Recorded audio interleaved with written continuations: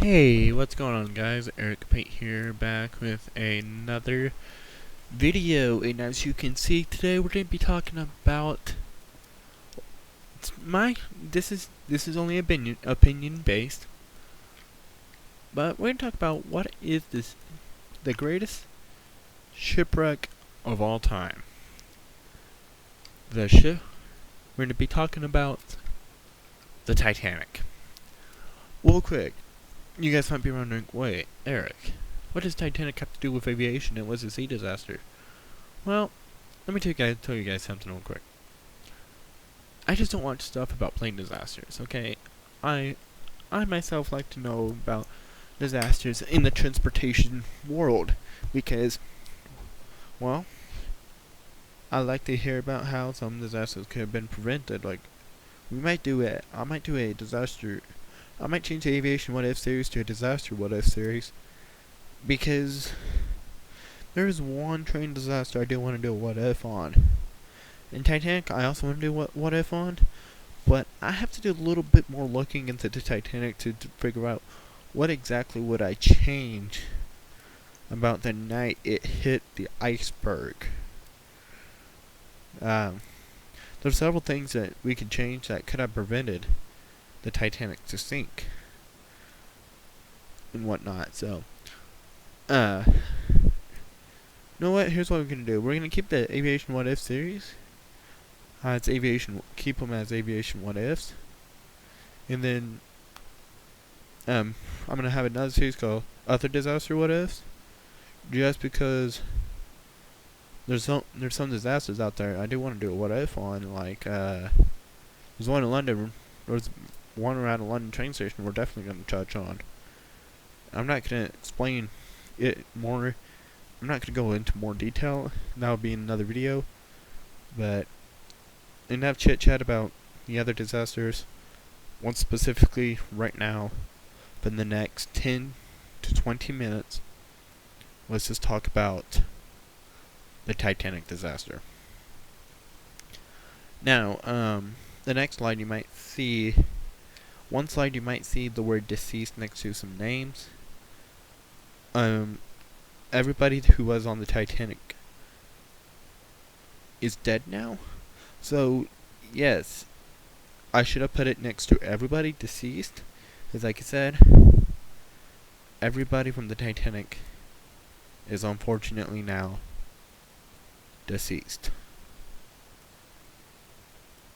But the word, if you see the word deceased though next to a name, that means they died in the sinking. Like I just mentioned, everybody who was on the Titanic now is dead. So the word deceased really means they died in the sinking. Anyway, so let's talk about some of the key characteristics of the Titanic. As when we're going to talk about, like, we'll say, heck, next video we might do like this might be about the 747. I have not decided yet. We're gonna talk about. We're gonna have a slide where I'll talk about characteristics of the 747 or the Titanic or the like we did when I made a video about the DC-10. Anyway, what are the characteristics? Some key characteristics of the RMS Titanic. It was 882 feet and 9 inches long. The height was about 104 feet. There was 8 decks total, 4 total smokestacks, and 2 collapsible lifeboats. Collapsible lifeboats were like backup lifeboats, kind of. Notable people on the Titanic. Captain Edward John Smith. He was the captain of the ship, and as you can see, you see the word deceased, meaning he did die in the sinking. John Jacob Astor, richest man on the ship. He died in the sinking. Thomas Andrews, he was the ship designer, also died in the sinking. Bruce Ismay, he was the director of the Titanic project. He is dead too, but he did not die in the sinking. Like I said, everybody that was on the Titanic is now dead. Margaret Brown was known as the unsinkable. Molly Brown. And of course, like I mentioned before, she's dead as well, but but the word deceased is not next to her name, meaning she did not die in the sinking. William Murdoch. He was the first officer and probably the most well known of the ship's crew besides Edward Smith. He did die in the sinking though. And then Melanie Dean, she was the last person to pass away from the Titanic. So the route the Titanic was supposed to take, it was supposed to go from Southampton, England to Cherbourg, France, then to Ireland, then to Queenstown, Ireland, then to New York City in USA. And back then, sea was the only way to travel. It's not like we can get on a plane in JFK and be in London in 6 hours. Back then, it was about a week for us to go from New York City over to Ireland. It took about a week or so. She set sail on April 10th at noon and arrived in Cherbourg about 4 p.m. later that day. Picked up more passengers and headed off for Ireland at 8 p.m. It arrived in Ireland at 11:30 a.m. on April 11th to pick up more passengers, and it left for New York at about 1 p.m. Events on the night of April 14th, 1912. If you were a Titanic geek like I am, this date is very familiar. Nothing really happened from the time it left Queenstown to the night of April 14th. What happened on this night, you might ask, is you don't see the background photo. You have a pretty good idea what's going to happen next. Frederick Lee is in the crow's nest. It's 11:40 p.m. He's looking over the horizon. He sees an iceberg. He yelled, "Iceberg!" dead ahead. The ship immediately started turning as fast as it can to the starboard side. The ship driver immediately started to turn as fast as he can to the right or starboard side of the plane. The ship did start going to the right, and a full astern was performed. But sadly, 37 seconds, Titanic did unfortunately hit the iceberg. 5 watertight compartments were ripped open. Titanic can stay afloat with 4 ripped open. Due to those 5, Titanic was gonna sink.